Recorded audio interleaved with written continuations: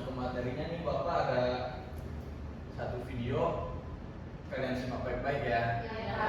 Bapak.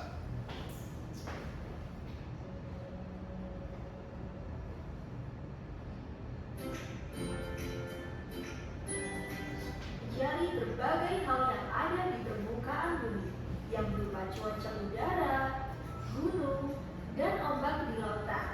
Namun, tahukah kamu, ilmu geografi semakin berkembang dengan bertambahnya aspek yang dipelajari, di antaranya hubungan antara fenomena alam dan manusia.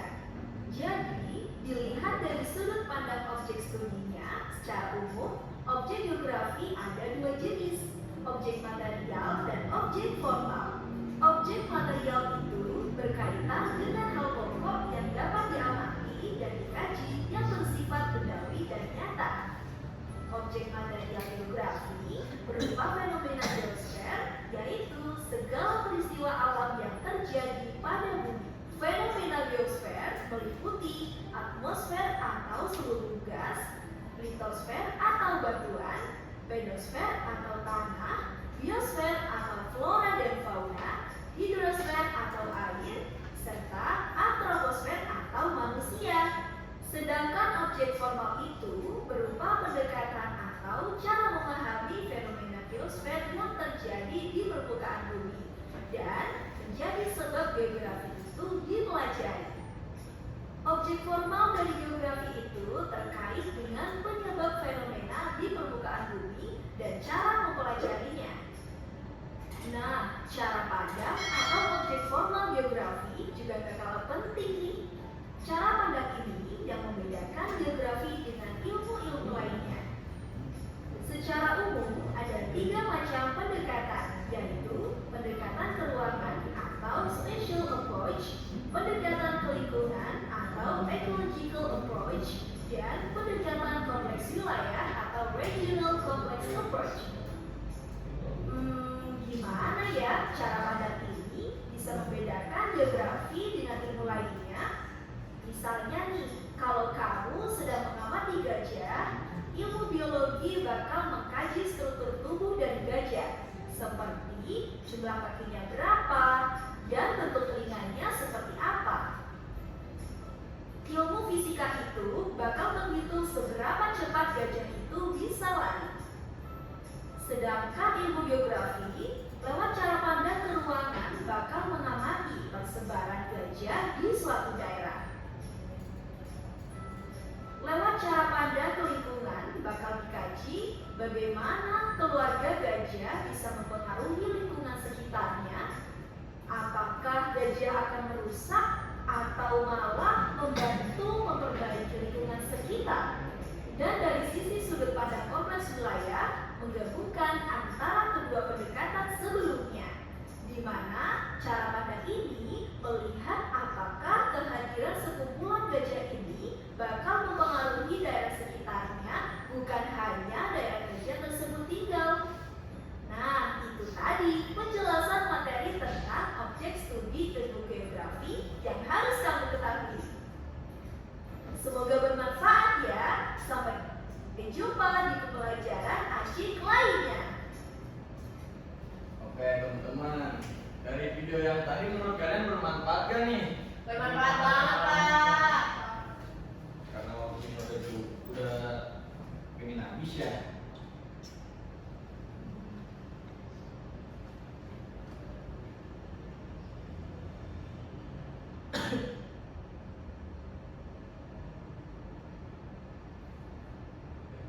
Umar, tolongin Bapak juga. Yang kanan nggak sih, Pak? Yang mana? Kayak yang bawah ya? Yang bawah, Pak. Yang bawah tuh. Yang disamping 68%. Nah, apa? Itu tuh yang tua. IPA apa? Udah naik bantuin Bapak.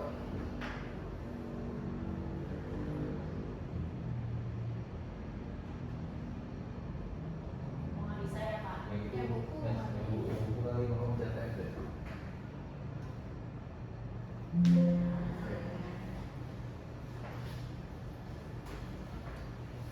Studi kasus regional di Indonesia. Teman-teman tahu gak studi kasus regional di Indonesia itu apa?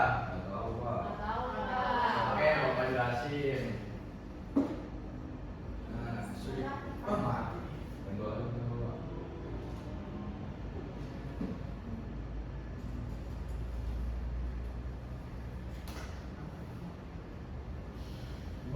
Studi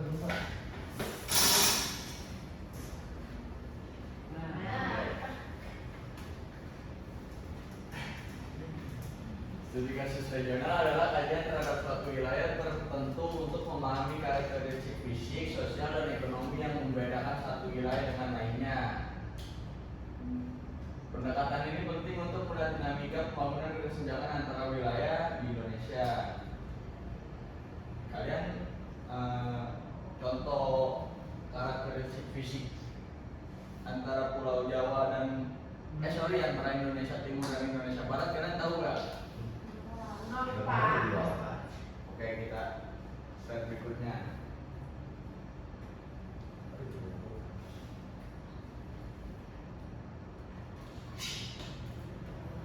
Di sini ada 3 pembagian wilayah regional Indonesia secara umum. Yang pertama ada wilayah Indonesia Barat, yang kedua ada wilayah Indonesia Tengah, dan yang ketiga ada wilayah Indonesia Timur.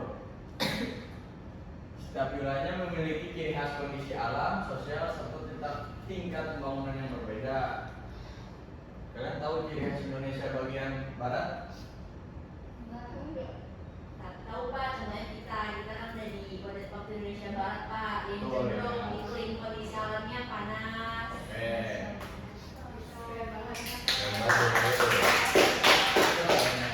Bapak pengen ngasih contoh kecil dari kulit aja ya, warna kulit.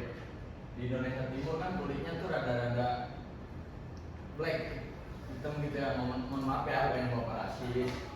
Beda dengan wilayah Indonesia bagian barat yang kulit kayak kita, Indonesia sama matang. Paham kan teman-teman?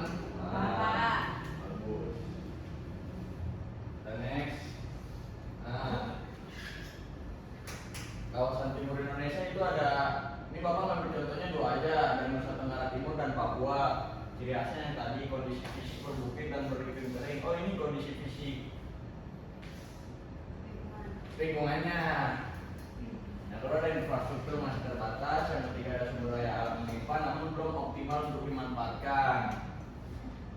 Untuk permasalahannya, coba nih kalian ada tahu kan nih? Coba deh di rumah tolong bacain, bantu bapak. Lokal juga ada di wilayah Indonesia bagian timur.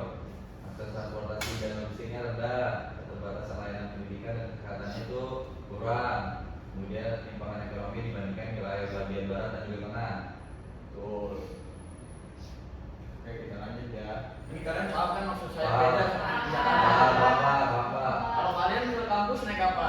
Naik transportasi umum atau motor gitu. Kalau di Papua nggak bisa, karena fasilitasnya masih kurang. Ya bagus. Nah, ini untuk kawasan Jawa. Siapa yang membantu bapak baca?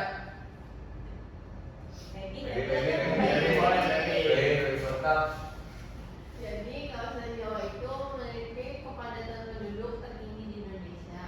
Dan ciri khasnya itu menjadi pusat ekonomi dan pemerintahan nasional, terus urbanisasi tinggi dan konversi lahan pertanian, serta masalah lingkungan seperti polusi udara dan polusi air. Nah, kalian tahu kan bagian Jawa mana yang penduduknya padat? Jawa Barat, Jakarta.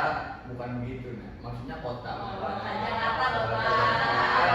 Ini kelas berapa? Kelas B ya? Iya Pak. Ya, ada yang pinter pak, dan kita sama C pak. Iya. Oke, bagus. Nah, untuk masalah lingkungan di sini ada yang motornya brong nggak? Brong nih yang, waduh polusinya. Iya, Buatan pak, Vespa, biru. Ini kenapa pakai knalpot itu? Bagus. Jangan diulangin ya, Kiki. Kalau bisa menurut Bapak sekarang ganti ya. Apa? Tapi kalau motor listrik menurut Bapak gimana? Menurut saya Lama pak. sama, tapi ini kan Bapak guru Genzi ya. Iya. Kayak kurang aja gitu, kurang keren. Oh keren. Nah, Tapi kadang-kadang banyak yang keren motor listrik. Yang Vespa listrik tuh keren Pak. ya udah, berarti selera Feby sama selera saya berbeda, selera Ahmad sama selera saya berbeda. Nah, ini untuk analisis perbandingan wilayah bagian Jawa dan Timur Indonesia. Yang tadi udah Bapak jelaskan, Jawa penduduknya padat, ekonominya maju, infrastrukturnya lengkap. Untuk Timur jarang penduduk dan desa pembangunannya tertinggal. Ketimpangan ini disebabkan oleh faktor historis, faktor geografis, dan kebijakan pembangunan yang terpusat. Oke, Bapak kira Bapak nggak usah kasih contohnya kali ya? Belum. Oh, ya bisa. Nah, untuk kesimpulannya, ada mau bacain atau boleh gigi? Oh, gigi. Untuk kesimpulan, studi kasus regional di Indonesia menunjukkan adanya ketimpangan pembangunan antar wilayah. Diperlukan kebijakan pemerataan yang berkelanjutan dan sesuai karakteristik agar pembangunan nasional lebih inklusif dan adil. Oke. Dari kesimpulan ini, kalian bisa jadi menyimpulkan kan, jadi kayak pemerintah kurang adil lah gitu di Papua bagian barat, fasilitasnya kayak masih kurang, kayak gaji hidupnya kecil. Padahal dia kaya akan sumber daya alamnya. Oleh karena itu mari kita berdoa teman-teman ya supaya pemerintah kita nih jujur, Amin. adil, Amin. apa nama? Nama nggak jelas bapak ngandel. Tahu apa lagi Tahu. Oke, nggak apa-apa, Mak. Tolong maafin. Mungkin itu kali pertemuan ini. Kali ini, kalian mau tugas apa nih? Buat tugas yang susah apa yang gampang? Oh, jangan. Saya wajib tugas karena saya cuma berseliweran doang kan menjelasinya. Betul. Jadi saya ingin kalian lebih belajar di rumah. Tugasnya mungkin membuat makalah kali ya.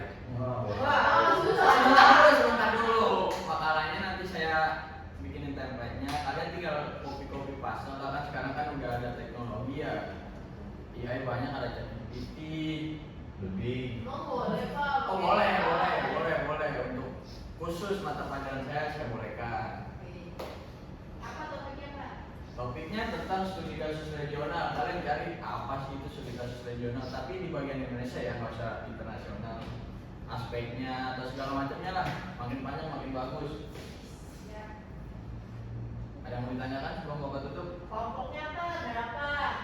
Karena ini membuat makalah rada sulit dan rada panjang ya, butuh bantuan kelompok. Ya, bikin 2 kelompok besar aja. Kalian ada berapa orang ini? 8, Pak. 8. Oke, 4 ya. Jawab. Ada pertanyaan lagi? Ada. Kalau misalnya ada yang mau kerja, nggak usah ditulis siapa namanya. Oh, kalau itu, dan menurut kalian gimana? Kalian ada rasa Kesel, enggak? Pak. Kesel Nah, banget. maksud saya, kalian ada ini enggak apa? Solid atau enggak? Ya. Kalian, oh kalian enggak solid? Enggak solid, namanya solid. Oh, PB apatis. Oke, itu nggak apa-apa, nanti bisa dilaporkan ke Bapak. Tapi menurut Bapak, PB perhitungan dulu dia baiknya orangnya ya. Oke, cukup. Itu lagi. Ya, untuk pertemuan kali ini mungkin Bapak akhiri dengan wassalamualaikum warahmatullahi wabarakatuh. Waalaikumsalam warahmatullahi wabarakatuh. Ya, warahmatullahi wabarakatuh. Tadi pimpin doa nggak ya? Enggak. Oke, karena tadi nggak berdoa, penutupan kita berdoa. Boleh dibantu? Kesempatan dari Pak. Baik. Pembelajaran kita sudah selesai. Marilah kita berdoa bersama. Doa mulai. Doa selesai.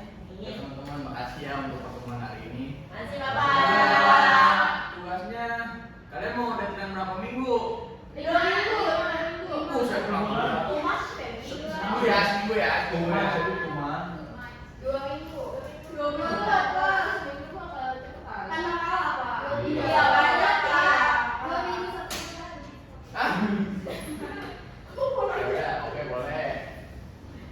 Karena Pak Genji kan umurnya nggak beda jauh sama kalian. Udah jauh. Oh iya, enggak, saya masih 25.